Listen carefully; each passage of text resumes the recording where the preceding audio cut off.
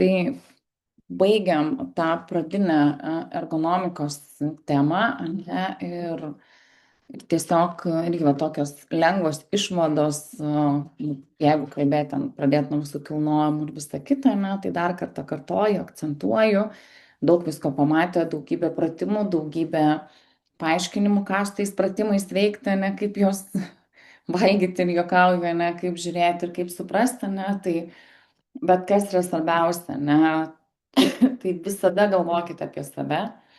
Jūs esate pirmoji vietoje, ne, pacientas antroji. Jeigu pacientas gali judesį atlikti savarankiškai, tegul atlieka pats. Visada prašykite paciento padėti, kiek jisai gali, ne, visada pacientą perspėkite, ką planuojate su juo daryti, ne, neleiskite jam griebti už jokių kaklų ir panašiai, nebijokit prašyti kolegų pagalbos ir galit patarti tik tai tada, kada patys pasijausit paciento kailyje. Tai čia kaip, aš sakau, akcentuosiu ir kartosiu, ne, kaip tas pats pavertimas, ne. Jeigu jūs iš lovos keliatės vienaip, tai kodėl pacientą verčiate visai kitaip, ne? Tai va tiesiog tokį vieną bloką pabaigiam apie tuos ergonomikas, visą kitą, ne, kam ir sakau, ir dar kartą kartosiu, kodėl čia tiek aš daug pratimų tokių rodau, ne? Nes apie kokią ergonomiką galima kalbėti, jeigu viskas skauda, ne, tai nugarą, koją, dar kažką, tai natūraliai atsiras ir kompensaciniai mechanizmai ir daugybė kompensacinių tokių judesių, kurie gal ir nebus labai taisyklingi, ne. Tai va tiesiog ir sakau, pradžiai pagalvojame apie save, kad galėtumėm padėti kitiem. Na ir patarsim tik tada, kada patys suprasim, kodėl to reikia, kam ir kodėl, ne, tai va. Ir judame prie dar vienos temos. Tai pagalbinės priemonės, kokios jos yra, kai kurias jūs naudojat, gal kai kurios jums bus mažiau matomos, ne, kai kurios gal daugiau matomos, bet tų pagalbinių priemonių tikrai yra. Ir jeigu kai kurios yra matomos pirmą kartą, tai gal reikėtų pabandyti nueiti pasižiūrėti ir gal įsigyti, gal prašyti, kad kažkas aprūpintų, ne? Tai viena tokių priemonių, ko pas jūs nemačiau įstaigoje, ne? Gal kitose ir yra, bet tai yra superinis daiktas pavertimo pagalvėlė. Nelabai nori ją pirkti gydymo įstaigos, bet kas su ją pabando dirbti iš personalo, tai tikrai labai dažnai ją naudoja, ypatingai su didelio svorio pacientais, o tokia pavertimo pagalvėlė, kaip jinai veikia. Tai va matot, yra vieta kojoms, 45 cm, nėra toks ir mažas, ne, plotis ilgis pagalvėlės. Tai tiesiog kojas sudedi į šitą pagalvėlę, ypatingai jeigu neurologiniai pacientai, kur ten tų kojų nelaiko, ne. Ir rankas apverti, naudoji šitą pagalvę ir tiesiog labai lengvai žmogų paverti. Tai tiesiog sakau, labai fainas variantas. Šiaip jeigu kažkas nori išbandyti daugiau, pamatyti tų pavertimo pagalvėlių, tai tikrai rekomenduojam, yra tie visi ortopedinių prekių puslapiai, ortopedinių prekių pasirinkimas yra tikrai nemažas. Nežinau kaip telšiuose, bet gal kitose miestuose tikrai ten tos prekių yra asortimentai. Nuvažiuot, pasižiūrėti, įsivertinti, ne, nu kodėlgi ne, bet ir kaina šitos pavertimo pagalvėlės nėra jam tokia labai ir didelė. Tai va įdomu modeliai, tuoj pabandysiu aš čia greitai pasižiūrėti, bet sakau, neurologiniam slaugos skyriui apie 50 eurų kainuojantis daiktas. Tai va, tai tiesiog sakau, labai labai padedantis, ypatingai dirbant su sunkiais pacientais ir sunkiais neurologiniais pacientais. Tai va.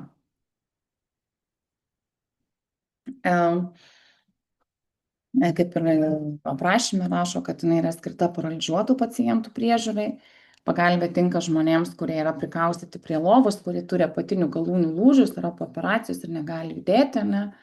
Tai natūraliai negali judėti, reiškia viską atliekat jūs už juos, tiek sauskelnių keitimas, tiek visi pavertimai ir panašiai, ne? Tai kartais ir, mm, tos kojos nėra ir tokios lengvos jau, ne? Tai sakau, tikrai šita pagalvėlė, nu, jinai labai padeda. Dar viena iš tokių pagalbinių priemonių dirbant su pacientais, tai yra tos pozicionavimo pagalbės. Visokių yra padėčių gydymai labai praverčia, tiek gali būti ir tarp kojų fiksuojančios dirželiais, ir kad neatsiverstų, ir kad neužsiverstų kalnas pasirinkimų. Čia daugiau pacientai perkasi šitas pagalvėlės jau grįžtant namo, bet irgi reikėtų žinoti apie jas kažkiek, bent kad jau tokios yra, ne, tai kam jos skirtos, tai yra irgi pacientų vartymų ir padėties keitimo ilgalaikio gydymo ir slaugos metu, skirta pacientams su pragulų atsiradimo rizika, pagalbė dengta ypatingais paviršiais, ne, didesnį apsaugai nuo mikroorganizmų dauginimus pagalbės paviršiuje, vėl jos yra apsaugotos, ne, gali būti skirtos praktiškai visam kūnui arba atskirom dalim, galvai, rankoms, kojoms, nugarai bei universalios. Tai irgi toks, man dar kartą pasižiūrim, ne, kad tiesiog žinot, kad toks daiktas yra, bet kaip ir minėjau, dažniausiai jos yra rekomenduojamas pacientam išvykstant į namus arba jau tada kokiuose tikrai rimtose slaugos senelių namuose, kurie praleidžia labai labai ilgą laiką.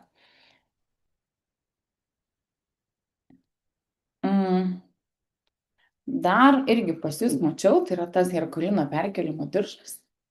Pas jūs jisai buvo toksai raudonas, tai irgi rodžiau, kaip juo naudotis, ne, kaip žmogų gali apjuosti, padėti jam atsikelti, jį pakelti, ne. Taip pat lygiai rodžiau su tuo diržu, kuris kopėtėlių principų naudojat atsisėsti, ne, arba kad jums būtų pagalba rištatės ant savęs ir pacientas gali įsikabinti, tai tų diržų irgi yra labai daugybė pasirinkimų. Dažniausiai yra tinkami paciento kelimui ir perkelimui iš sėdimos padėties į stovimą, perkelimui iš vienos sėdynės į kitą trumpiems judesiams, ne. Šitie diržai dažniausiai leidžia asistentui arba dar personalui atlikti perkelimą išlaikant ergonomišką laikyseną, išvengiant pernelyg didelių sąnarių ir nugaros apkrovų, optimizuojant operatoriaus kontraindikacijas, paskirstant pastangas ir sukuriant paciento pasitikėjimą bei komfortą. Dažniausiai būna rankenos, visas paviršius būna paminkštintas, reguliuojamas dirželis bei sagtis su dvigubu apsauginiu kabliu. Tai su sagtim jie yra praktiškesni negu tas, kurį jūs turit su rankenom, nes su sagtim gali fiksuoti pacientą, bet tada iš karto išlenda minusas to herkulino diržo, kurie yra su sagtim, kad labai stambiam žmogui tu jo tiesiog neuždėsi, nes tas diržas irgi ten ištempia iki begalybės, ne? Tai čia tas jūsų yra universalesnis, bet netoks stabilus. Už tai aš ir sakau, aš daugiau naudočiau tą diržą raudoną su rankenom, kur padeda žmogui atsisėsti, ne? Bet kaip ir minėjau, jeigu vėl tas diržas yra pririštas prie paciento lovos, kad jis atsisėstų jame, tai tada jūsų tikslas būtų bent jau aiškinti, kad kojas prieš tai sulenkti arba ten kažkaip šonu, ne? Nes tas tiesia nugara kėlimasis gali irgi duoti atsaką nugaros skausmui. Tai va. Dar vienas labai fainas daiktas, ypatingai pritaikytas žmonėm, kurie nevaikšto, kurie juda vežimėliu, kuriem reikia padėti atsistot. Tai yra tokie diskai. Aš atsimenu, būdamas vaikas, mano mama turėjo tokį diską, tokį metalinį ir ten talija dirbdavo. Nežinau, gal jūs kas tokie žalios, tokios tamsios žalios spalvos, mėlyni arba žali būdavo, aš kiek atsimenu. Tai treniruodavosi liemenį, ne, o dabar tie diskai jau, aišku, yra paminkštinti, nebe slidus, nebe metaliniai, su neslidžiais paviršiais taikomi pasukti pacientą ir pasodinti į vežimėlį. Tai irgi toks labai fainas daiktas. Tai dėl standaus pasukomo disko naudotojai gali lengvai persikelti iš vežimėlį į lovą, iš vežimėlį į tualetą ar ant kėdės ir atvirkščiai. Ne? Tai sukamaisiais judesiais išvengiamos sukimos ir tempimo sukimosi metu, pagerinant pacientų ir slaugytojo patogumą. Turi jie tokias ir kojeles, kurios puikiai sukimba su paviršiumi, ne, ir neslysta. Viršutinė dalis turi tekstūruotą neslidų paviršių, kaip aš jau ir minėjau, ne, kompaktiška ir lengva forma leidžia lengvai transportuoti. Plonas jis yra apie 2 cm. Tai jeigu pacientas turi problemų su vaikščiojimu, lengviau ant jo gali užkelti kojas, nes vėl yra labai mažo plono paviršiaus, ne, rekomenduojama yra naudoti jį su diržu.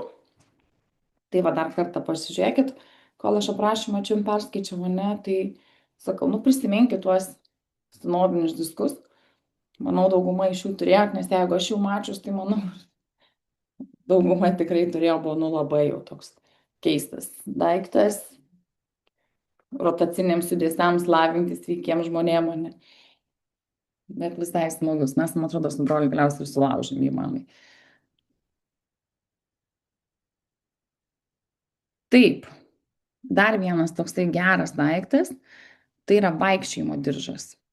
Pas jūs aš jo nemačiau. Kuo jisai skiriasi, tai jis labai panašus tą Heraklijono diržą, ne, kuris irgi segasi pakilimui, tai čia yra vaikščiojimo diržas, tai čia yra kilpelės, tai jeigu žmogus vaikšto, bet reikia prilaikyti, ne, tai žmogus gali prilaikyti, personalas gali prilaikyti žmogų, kuris bando vaikščioti. Turi irgi saktelę, pilnai prisitvirtina, kad neišlystų, ne, dėl saugumo ir viso kito. Tai toks, viena iš pagalbinių priemonių, skirtas atsistot, pakeisti poziciją, šonuose 6 papildomos rankenos slaugytojai įsikibti, ne. Diržas užsegamas plastikinė sagtimi, diržas pagamintas iš aukštos kokybės tvirto polisterio, vidinio diržo pusė iš neslystančio paviršiaus, ne. Tai va čia vėl aprašymai, dar kartą pažiūrėkit, kokie jie būna. Čia irgi daugiau nelabai nori administracija šitų diržų daug nupirkti, bet čia jeigu pacientas motyvuotas, tai irgi galima būtų jam rekomenduoti, ne? Nes, kodėl aš irgi sakau, kad kai kurias priemonės turėtų turėti, va tokią kaip pavertimo pagalbę, gal turėtų turėti gydymo įstaigą, bet tokius kaip vaikščiojimo diržai, taip, diską irgi turėtų turėti gal gydymo įstaiga, nes automatiškai nereikėtų pernešti, nes tiesiog sukant, žmogus pats pasisukti reikėtų tik prilaikyti, ne? Vaikščiojimo diržą jau turėtų turėti pas pacientas, nes jeigu jam jo reikia, jeigu jis yra motyvuotas ir jis pripras vaikščioti su juo gydymo įstaigui, tai tikrai to daikto jam reikės bent jau kažkurį laiką, kai jis grįš namo. Tai toks irgi pakankama pagalba pacientam. Dabar žiūriu, kokia jo plius minus kaina. Ką man išmetė dabar, tai išmetė vaikų tuos vaikščiojimo diržus, tai šunų vaikščiojimo diržus. Tuoj plius minus maž kaina pasimė. Šeimo diržas.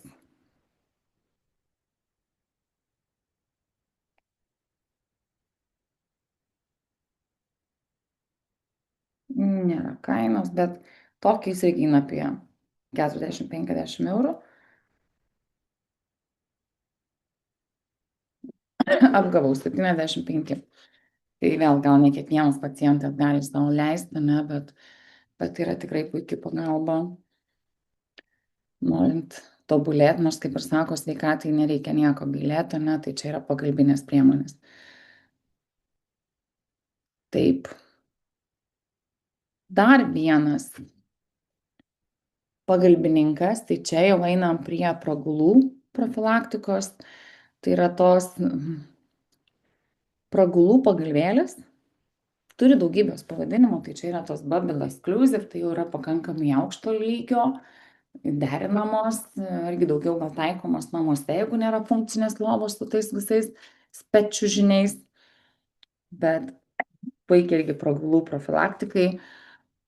Ką jos dar daro, jos ne tik, kad nuo pragulų, bet jos atpalduoja kūno dalį, kuri patiria nuolatinį spaudimą, ne, ilgai sėdint neįgalio vežimėlį, pavyzdžiui, ko pasiekoje atsiranda irgi tos pačios pragulos. Mm, gali būti dedamos po nugarą tiesiog, kad būtų patogiau sėdėti, ne.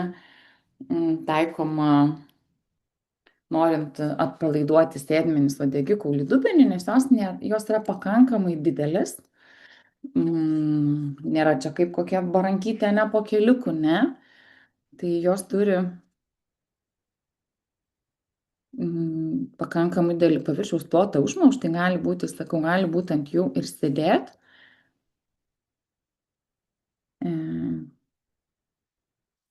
Ir dabar tuoj pasakysiu aš jum matmenis. Tai matmenys yra nuo 41 iki 46 cm, aukštis nuo 7 iki 10 cm, pripučiant lengvos, apie pusę kilogramo sveriančios. Kaina jų yra priklausomai nuo dydžio, bet nuo 50 eurų. Tai va, ir jinai yra, pliusas jos yra tame, kad jinai yra pripučiama ir reguliuojama oro, ne, gali pamažinti, gali padidinti. Bet kas jau turi, irgi daugiau, aišku, rekomenduojama, kaip ir minėjau, sakau, pacientam namuose, kas sėdi vežimėliuose, kad tiesiog pagerinti tuos spaudimus, sureguliuoti.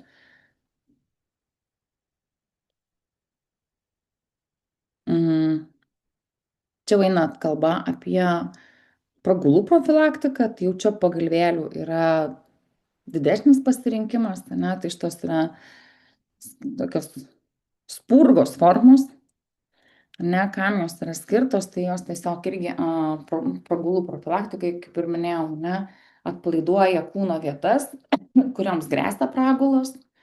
Idealiai tinka naudoti tokiom kūno vietom kaip alkūnės, kulnai, pakaušis ar kryžkaulis. Kokios pagrindinės ir tos gerosios savybės, ne? Tai medvilninis arba garų pralaidus audinys, gali pasirinkti, užsegamas užvalkalas, tai automatiškai tu gali skalbti ant tą užvalkalą, ne, užpildytą granulėm, vėl, kad mažiau ten tų būtų patogesnės gulėjimui. Mažytės, alkūnės ir kulnams 15, tiesiog jeigu yra pragula, įdedi tokią, ne, ir išvengi tų pragulų, nežinot, pragulos atsiranda pakankamai greitai, bet apie jas mes irgi dar pakalbėsim. Tai va, tai čia tų pagalvėlių pragulom daug. Dar viena iš tokių pagalbinių priemonių, tai tokios lazdelės daiktams paimti, irgi tai yra taikoma jau pacientam į namus, nes jeigu ten sumažėjusi kažkokia galia, dar kažkas, ne, tai gali lazdelės formą pasiekti, ar negali ten, pavyzdžiui, lenks už judesių daryti, tai tiesiog.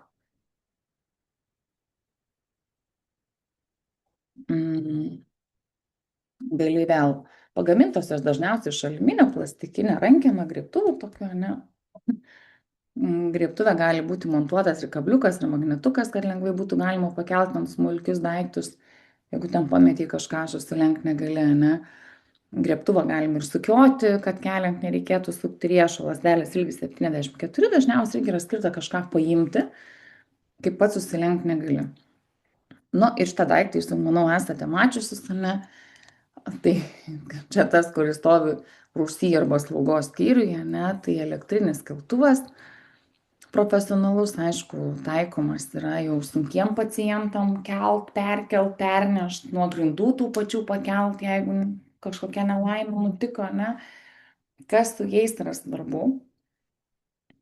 Tai pagal visus teisės aktus, reglamentus ir teisės normas ir panašiai, ne, tai pagal gamintojo nurodytas instrukcijas jis turi būti tikrinamas, kalibruojamas ir reguliuojamas pagal tam tikras taisykles tam tikrui laikui praėjus. Ką tai reiškia, ne? Tai ant keltuvo turi būti parašyta kada tikrintas ir kada kito patikrinimo data. Ir jeigu tą patikrinimo datą praleidi, tai reikėtų vėl kuo greičiau kviestis juos, kad vėl žiūrėtų, nes, nu, technika yra technika, ne? Kartais jin irgi genda.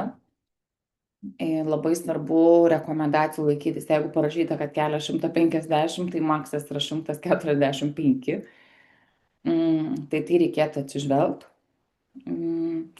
Naujausi vėl jau yra reguliuojami, kad galėtų įvažiuoti ir pro siauresnes duris. Tie senieji tokie agregatai, tai ne visada ir telpa į tam tikras palatas, na, bet naujausi tikrai yra daugybė atnaujimų ten, kur viskas su elektra, su visokiais paspaudimais, ne, ir tikrai robotiniai jau ten tie, kai mano vaikai pasakytų, ne, bet tikrai labai geras daiktas.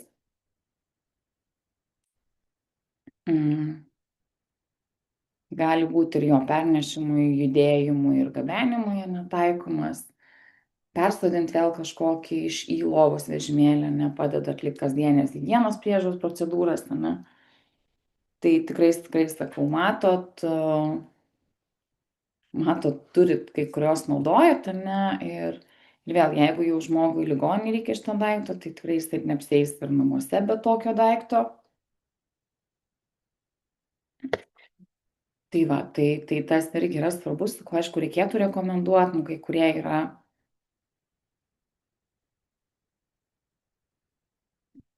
kai kurie mažesni, kai kurie didesni, ne, kartais galima juos netgi su ilgalaikė nuoma pasimti, nes kainos šiaip jų tikrai yra didžiulės, tai ne kiekvienas savo galintis leis, bet irgi pagalba didžiulė. Taip.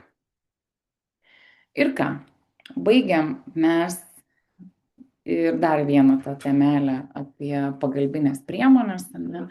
Tai tų pagalbinių priemonių, aš kaip minėjau, gali būti įvairiausių.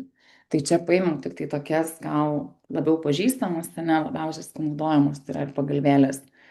Ir viskas, o dabar einam prie anatomijos pagrindų. Tai čia yra pirmoji tema, mes ją dar kartosim. Tai šiandien toks kaip įvadas, paskui šiek tiek bus jinai platesnė.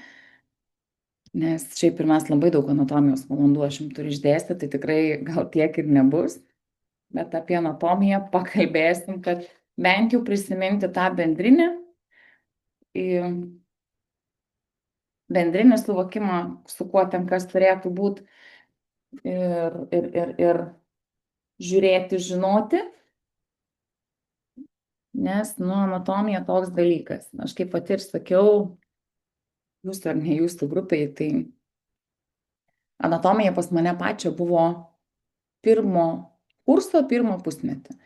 Nu, tai toks kertinis dalykas, arba tu su jie susidraugausi ir tu ją suprasti ir egzaminų išlaikysi, arba gausi skolą ir tikriausiai čia tavo karjera universitete ir pasibaigs, ne? Tai aš tikrai pirmam kurse, tą pirmą pusmetį, aš jos nesupratau, aš ją kaliau, tiesioginė to žodžio prasme, bandžiau kalt, aiškintis tam pavadinimus, mokintis, ne. Lotynų buvo daug paprasčiau negu lietuvių kalba per atsiskaitimą, kaip dabar atsimenu, davė man kaukolį, išvardinau visus kaulus ir dėstytoja klausė, sako, viskas gerai, puikiai, visos dalys atsakytos, viskas gerai, lotyniškai, lietuviškai kaulų dalys išdėstos. O kas čia sako per kaulas? Aš žiūriu ją, aš žinau lotynišką pavadinimą, bet lietuvišką tai nors primušktų mane. Tai man parašė 8, vien dėl to, kad aš lietuviškai kaulo tiesiog nebeivardinau, nes ten buvo, nu, viskas netaip suveikia. Bet kada aš išmokau ir supratau, kaip ta anatomija veikia, kaip ją reikėtų mokėti, tai ją lygiai taip pat reikia suprasti, o neiškaltą, ne? Tai ypatingai kalbant apie raumenis, nervus, visas šitas sausgyslės ir panašiai, ne? Tai ten reikia suvokti. Mokėti pagrindinius kaulų pavadinimus, tada galvoti, kaip ten kas gali būti, ne? Kaip čia tas judesys, nes ranką keliant kaip pavyzdys, tai tikrai ne vienas raumuo veikia daugybę, ne? Tai va, tai apie tai mes irgi pakalbėsim.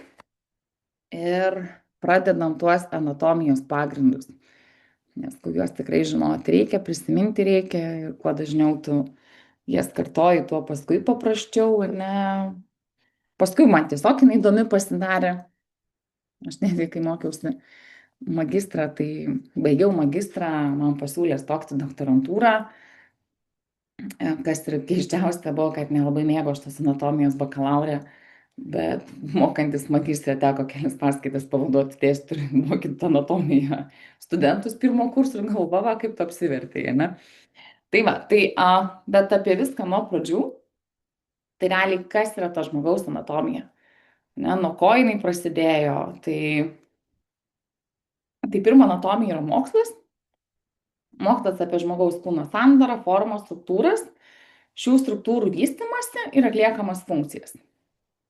Anatomija priklauso biologijos morfologinių mokslų šakai, tai biologijos morfologiniai mokslai tai irgi yra labai didžiulė mokslų sritis.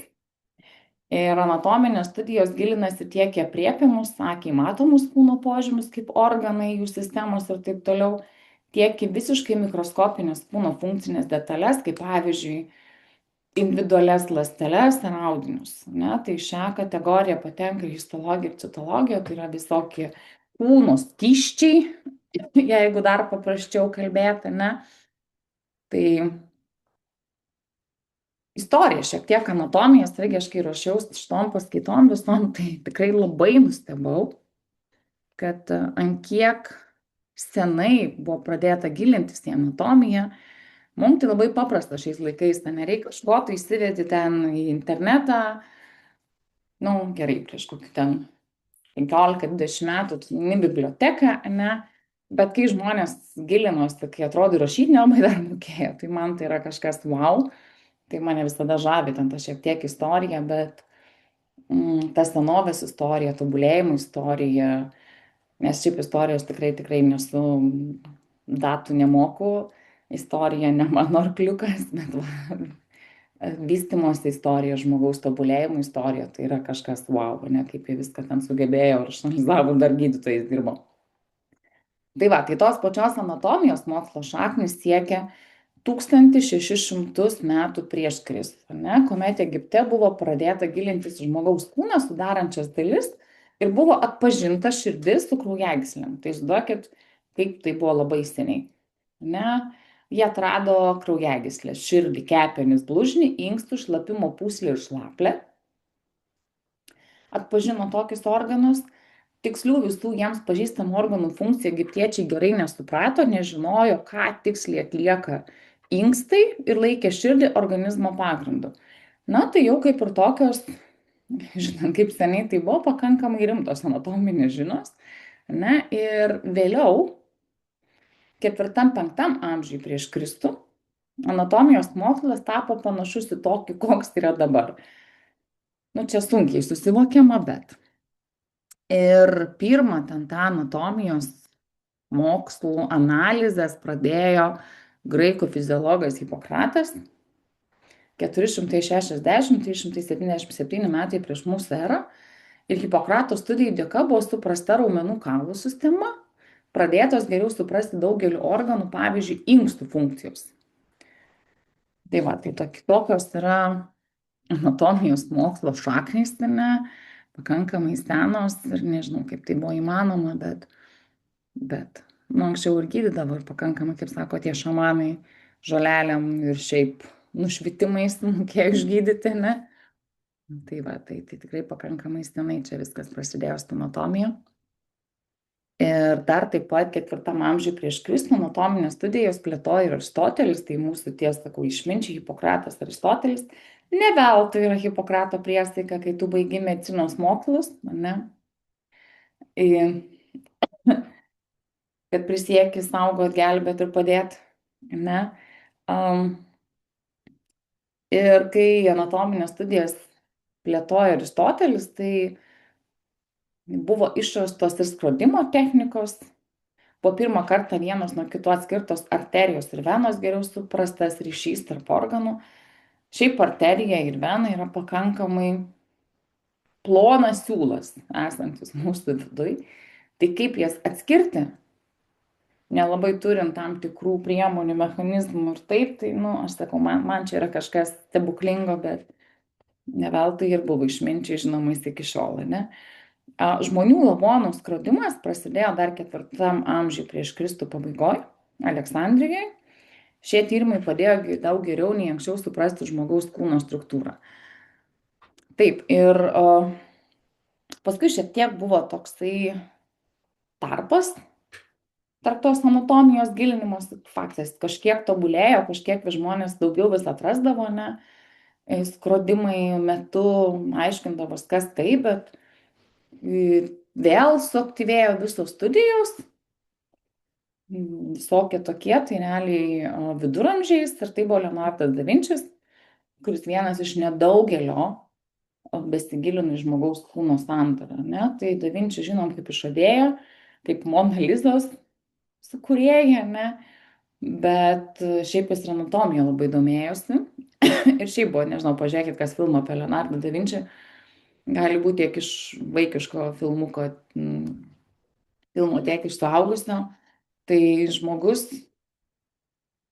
išradėjas, atradėjas, šiek tiek gal keistas, keistuolis, ne, bet tikrai labai daug ką padarė. Ir kokia ta anatomija Lietuvoje, nuo ko viskas irgi prasidėjo. Tai Lietuvoje anatomija prasidėta nagrinėti pakankamai vėlai, nulyginant prieš tai tas istorijas, ištakas, atsiprašau, ir pradžia susijusi yra su Vilniaus universitetu. Tai 1775 metais gydytojas Renjė pradėjo kurti anatomijos katedrą. Tai gydytojas Renjė buvo iš Paryžiaus, jisai pasikvietė anatomijos prorektorių Briotę, kuris ėmė kurti anatomijos muziejų. Tai kadangi prorektorius, ne, tai ką jie darė, tai jeigu įsivaizduot, tai jeigu kada universitete vaikščiojo po tuos stiklainių muziejų, mes kaip juokaudom universitete, tai kur stiklainios, tai yra ten kūno dalys, visą kitą, tai va jie pradėjo visą šitą nuo to. 1775 metais kažkas pradėjo vykti. 1781 po 6 metų anatomija buvo pradėta dėstyti studentams. Vėl dėstė iš Turino atvykęs anatomijos fiziologijos profesorius gydytojas Bizijas, kurio pareigas 1787 perėmė gydytojas iš Rygos. Tai lietuvių kol kas nėra, tai mes tiesiog turėjom atvykėlius iš pietų, tiek iš Paryžiaus, tiek iš Italijos, ne, nu, va, paskui dar iš arčiau Šygos kažkas atvyko, ne, bet tokių lietuvių labai daug nebuvo, bet vis tiek anatomija pradėta gilintis. Ir anatomija buvo dėstoma tik lotynų kalba. Lygiai taip pat šalia anatomijos buvo preparuojami ir lavonai, nes, nu, kaip kitaip tai išmoksti, ne, niekas ten ChatGPT nepasijungs, tai nepasakys ten, kur galėtų kas nors būti, ne, ten reikia, aišku, gyvos praktikos. Tai daugybės skrodimų visokių, esu irgi mačiusi filmuotas medžiagas, na, aišku, ne iš tokių senų laikų, ne, kaip ten kas vyko, bet dokumentiniai filmai yra kurti. Silpnų nervų žmonėm nerekomenduojami, bet kaip irgi ten bandoma buvo, kaip vogiami buvo lavonai iškasami iš kapaviečių tik palaidoti, nes nu, žmonės tikrai nesutikdavo atiduoti mokslo tikslais, nes vėl tai visokie raganavimai ir visa kita, ne, tai vogdavo kūnus, preparuodavo, pjaustydavo, nu ir panašiai, tokios egzekucijos šiek tiek vykdavo, ne, bet kažkaip mokintis reikėjo. Bet dėja Lietuvoje ta anatomija buvo mokoma pakankamai ilgai, dėl to, kad rusų invazijos ir visada jos mus puolė ir bandė užkariauti mūsų šalį, ne, tai 1842, tai praktiškai 50 metų pasimokėm, ne, ir caro valdžia uždaro medicinos chirurgijos akademiją, Lietuva nebeliko aukšto medicinos mokslo, uždarė universitetus, o visi muziejaus preparatai buvo tiesiog perduoti Kijevo universitetui. Nors Vilniaus universiteto anatomijos muziejus tuo metu buvo labai gerai žinomas visoje Europoje, garsėjo, bet, nu, mes nepatikom ir uždarė, ne? A, ir tik po pirmojo pasaulinio karo Kaune aukštasis mokslas vėl buvo atnaujintas Lietuvoje ir prasidėjo tokia lietuviška anatomija.